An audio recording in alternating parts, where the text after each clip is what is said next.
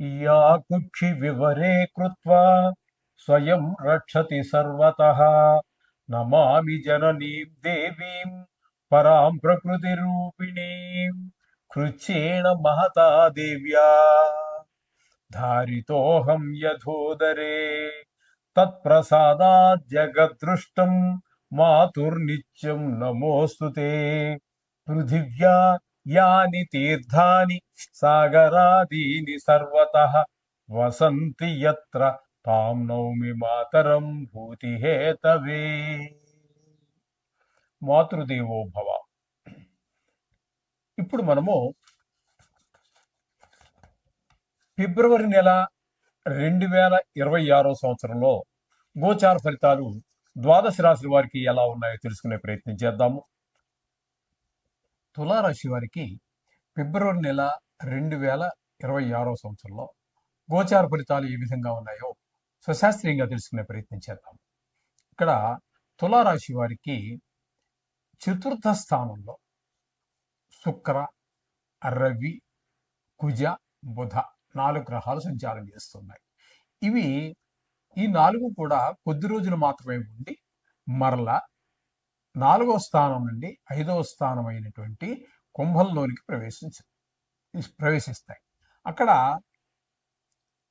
ఇంతకు ముందే ఈ 4 గ్రహాలతో పాటు ముందుగానే రాహుగ్రహం అక్కడ 5వ స్థానంలో ఉన్నది. వీటి ఫలితాలు ఏ విధంగా ఉన్నాయో తెలుసుకునే ప్రయత్నం చేద్దాం.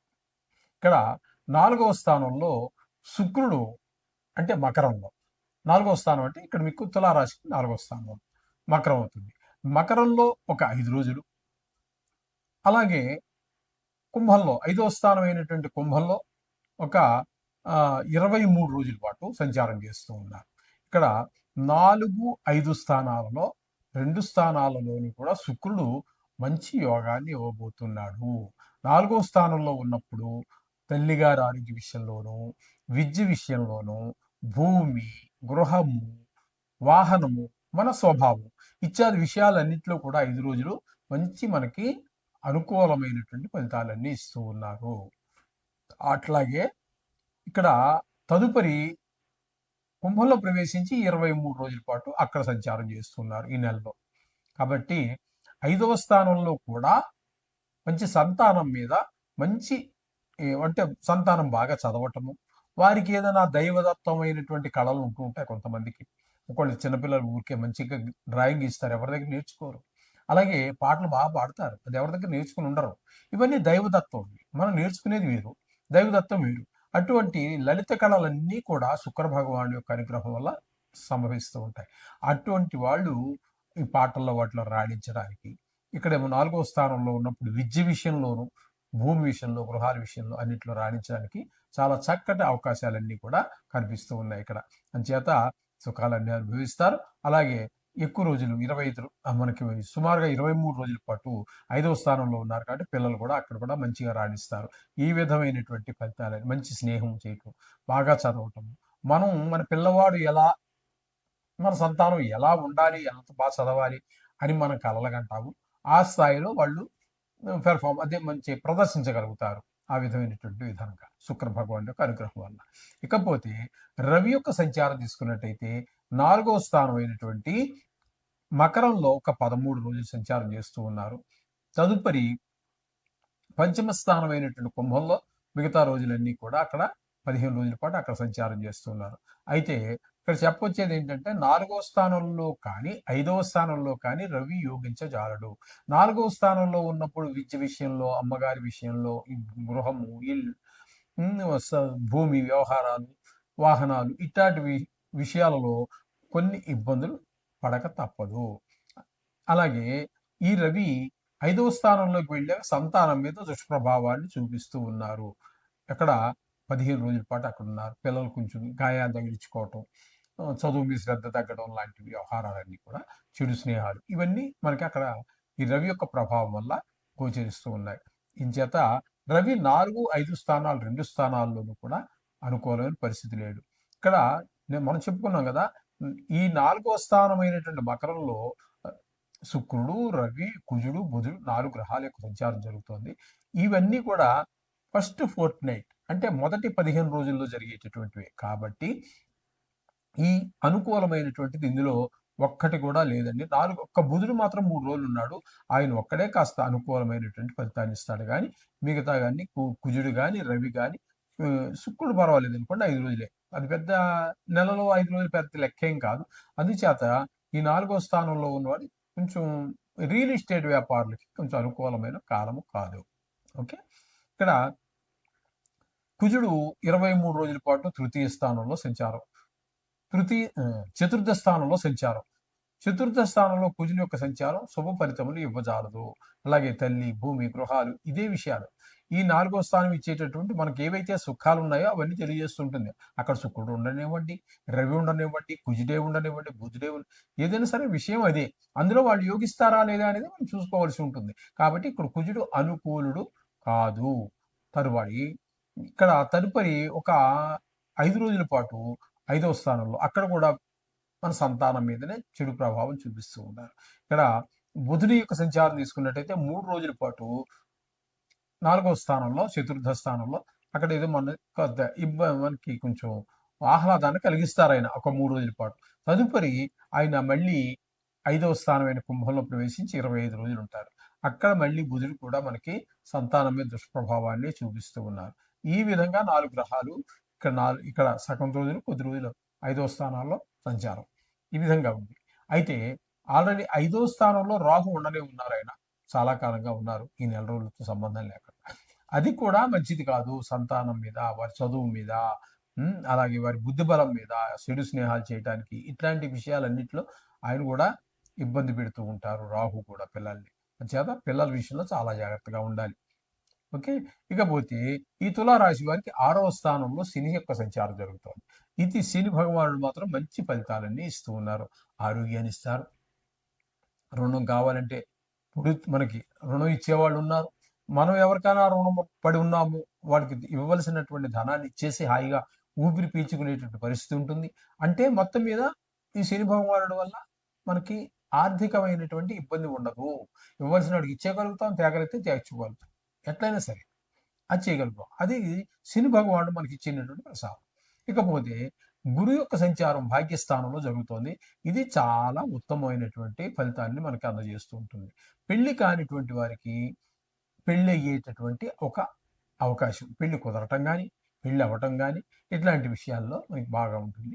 అలాగే పెళ్లి అయిపోయి ఉన్న వారికి వారి మధ్యన అన్యోన్య దాంపత్యం ఏర్పడుతూ ఉంటుంది.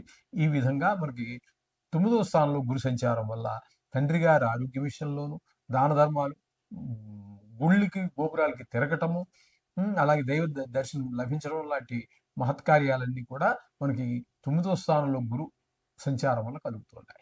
ఇకపోతే ఏకాదశ స్థానంలో కేతుగ్రహ సంచారం, ఈయన కూడా చాలా చక్కటి ఫలితాలన్నీ కూడా ఇస్తూ ఉన్నారు. ఇక్కడ మనకి చాలా చక్కటి ఫలితాలు ఇస్తూ ఉన్నారు ఏకాదశి స్థానంలో. కాబట్టి ధనానికి లోటు ఉండదు. మీరు ఏ వ్యవహారం మొదలెట్టినా కూడా దాన్ని దిగ్విజయంగా పూర్తిగా చేయగలుగుతారు. ఆదాయం బాగుంటుంది. ఇటువంటివన్నీ ఫలితాలు కూడా మనకి చక్కటి ఫలితాలన్నీ కూడా వస్తున్నాయి కేతుగ్రహ సంచారం వల్ల.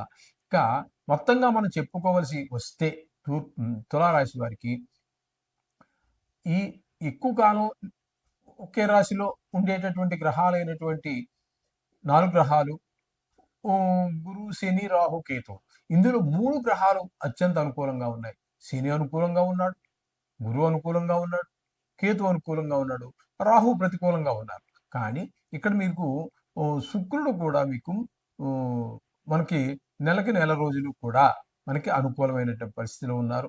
ఇక చెప్పాలి అన్నట్టయితే బుధుడు కూడా పర్వాలేదు. బుధుడు కూడా మనకి 5వ స్థానంలో బుధుడు అనుకూలత లేదు, కానీ కుజుని యొక్క అనుకూలత లేదు. ఓకేనండి. మొత్తం మీద 3 పెద్ద గ్రహాలైనటువంటి 3 గ్రహాలు అనుకూలత ఉన్నది. శుక్రుడు పూర్తిగా అనుకూలంగా ఉన్నాడు. ఇంతవరకు మనం సరిపెట్టుకుందాము. 4 గ్రహాల యొక్క అనుకూలత నెలకు నెల రోజులు ఉన్నది. చాలా బాగుందనే చెప్పుకోవాలి. అయితే కొన్ని గ్రహాల ప్రతికూలత ఉండనే ఉంటుంది. కొన్ని గ్రహాల అనుకూలత, కొన్ని గ్రహాలు సాక్షాత్తు భగవంతుడే మానవుడుగా పుడితే కూడా వీటి నుంచి తప్పించుకోరు. మానవ ధర్మాలే పాటించాలి. తప్పించుకోగలరు, కానీ తప్పించుకోకూడదు. ఏంటంటే మానవుడిగా పుడితే మానవ ధర్మాలే పాటించాలి. కాబట్టి ఈ విధమైన ప్రతికూలతలు, అనుకూలతలు ఉంటాయి. వీరు ఖచ్చితంగా నవగ్రహాలకి ఇది బాగుంది కదా అని చెప్పి వదిలిపెట్టద్దండి. మనకి బాగున్నా బాగకపోయినా గ్రహస్థితి మనం వారిని దేవుణ్ణి ఎప్పుడు విడిచిపెట్టమాకండి. అలాగే ఇంకా కొన్ని ఇబ్బందులు ఏమైనా ఉన్నవారైతే ఈ మహాశివరాత్రి రోజున దర్శనం చేసుకోండి, శివుడి యొక్క దర్శనం. సంకటహర చతుర్థి వస్తోంది.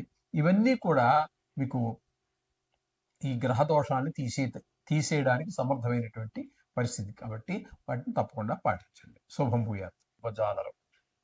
ఈ విధమైన ఫలితాలన్నీ దానివల్ల వస్తుంది. అంటే ఈ 4 గ్రహాలు శుక్ర, రవి, కుజ, బుధ ఎంతో కొంత ఏకాదశి స్థానంలో ఉండగా యోగిస్తున్నారు. ఏ స్థానంలోకి వెళ్ళి మధ్యలో వెళ్తున్నారు నెల మధ్యలో. కాబట్టి వీటినన్నింటినీ సంక్రమణం అనొచ్చు, తప్పేమీ లేదు. ఆ సంక్రమణం జరిగిన తర్వాత అంటే సెకండ్ హాఫ్ అంతా కూడా మనకి ప్రతికూలమైన ఫలితాలే ఉన్నాయి. ఇకపోతే రాహుగ్రహం ఇది నెల రోజుల నుంచి కూడా ఈ నెల రోజులు కూడా మొత్తం ఏ స్థానంలో ఉంటుంది. అది కూడా ధన వ్యయము, ధన నష్టం ఇవన్నీ కల్పిస్తుంది. మొత్తంగా మనం చెప్పుకోవాలి అన్నట్టయితే ఇందులో వీరికి అనుకూలమైన ఫలితాలు, పూర్తిగా అనుకూలమైన ఫలితాలు ఇచ్చేది ఒక కేతు గ్రహము, ఒక శుక్ర గ్రహము. మిగతావి రవి, ఈ కుజ, బుధ ఇవన్నీ కొద్ది కొద్ది రోజులు మాత్రం మనకి ఏకాదశంలో ఫలితాలు ఇస్తుంది. పూర్తిగా నెలకి నెల ఇచ్చే పెద్ద గ్రహాలు తీసుకున్నట్టయితే శని, కేతు 2 గ్రహాలు మాత్రం సుఫలితాలు ఇస్తూ ఉన్నాయి. కాబట్టి ఏం కంగారు పడకండి. దీనికి కంగారు పడాల్సిన పనే లేదు. ఇది గోచారం. ఇది మన జీవితం మీద దీని ప్రభావమే 10 నుంచి 15. అదే నిష్ణాతులైన వాడు చెప్తే కథ చెప్పేదే అది కూడా ఎంతవరకు మరి దేవుడికే తెలియాలి. అంచేత మన వ్యక్తిగత జాతకమే ప్రధానం. దాన్ని బేస్ చేసుకుని దీన్ని అనుసంధానం చేసుకోవాలి. అది మనకి ఇంచుమించుగా 70% వరకు దాన్ని మనకి సూచిస్తుంది. మన జీవితం ఏ విధంగా వెళ్తుంది, ఏ ఆపద రాకపోతుంది, ఏ సుఖం రాబోతోంది, యోగిస్తుందా, యోగించదా అన్నీ కూడా మనకు తెలియజేసేది వ్యక్తిగత జాతకం. అది మాత్రం రాయించుకోండి, చెప్పించుకోవద్దండి. ఎవరన్నా చెప్తానంటే వద్దని చెప్పేసి రాయించుకోండి పుస్తకం మీద. అది మీరు చాలా కాలం 10 సంవత్సరాలు, 20 సంవత్సరాలు, 30 సంవత్సరాలు కూడా పెట్టుకోవచ్చు. నిష్ణాతులైన వారు రాసిన దాన్ని జరుగుతాయి. అంతే నోటితో చెప్తాను ఏంది, మీరు 2 నెలలకో 3 నెలలకో మీరు మర్చిపోతారు. మీరు వెళ్ళిన 10 నిమిషాల లోపల నేను మర్చిపోతాను. నేనే కాదు, ఎవరైనా సరే. మరి ఎవరో వస్తుంటారో అది చెప్పాలి కదా. ఇది పెట్టుకుని కూర్చుంటే అవుతుందండి మరి. అంచేత date of birth, time of birth, place of birth అన్నీ ఉన్నప్పుడు జాతకం రాయించి పెట్టుకోండి. దాన్ని శుభ్రంగా బైండింగ్ చేసి పెట్టుకోండి. మీకు ఎంతకాలం కావాలంటే అంతకాలం దాన్ని పాడు చేసుకోకుండా జాగ్రత్తగా ఒక డాక్యుమెంట్. మీ ఇంటి కాగితాలు ఎలా జాగ్రత్త పెట్టుకుంటారు, స్థలం కాగితాలు ఎలా జాగ్రత్త పెట్టుకుంటారు, అట్లాగే దీన్ని కూడా పెట్టుకోండి. అది చాలా చాలా చాలా ఇంతకంటే చెప్పడానికి ఏం లేదు. చాలా ఉపయోగకారి. రేపు మర్నాడు రాసినవాడు ఉండకపోవచ్చు. మరో పండితుడి దగ్గరికి వెళ్ళాం, కరెక్ట్గా రాసిన బ్రహ్మాండంగా ఉంది, ఇది ఇలా జరుగుతుందని ఆయనే చెప్పేస్తాడు. సరిగా రాసిందని మరొక సరి అని తెలుసుకున్నవారు ఈజీగా చెప్పగలుగుతారు. నాకు ఏం రాదు, ఆయనకి ఓం నమ శివాయ. ఆయనకి రాదు, నాకు రాదు, రాసినోడికి రాదు, చదువుకున్నోడికి తెలియదు, మరి ఎవరి దగ్గరికి పెట్టుకుని ఆయనకి ఏం రాదు. ఇంక ఇది చేసేది ఏమి ఉండదండి. ఇదో కాలక్షేప వ్యవహారం. శుభం.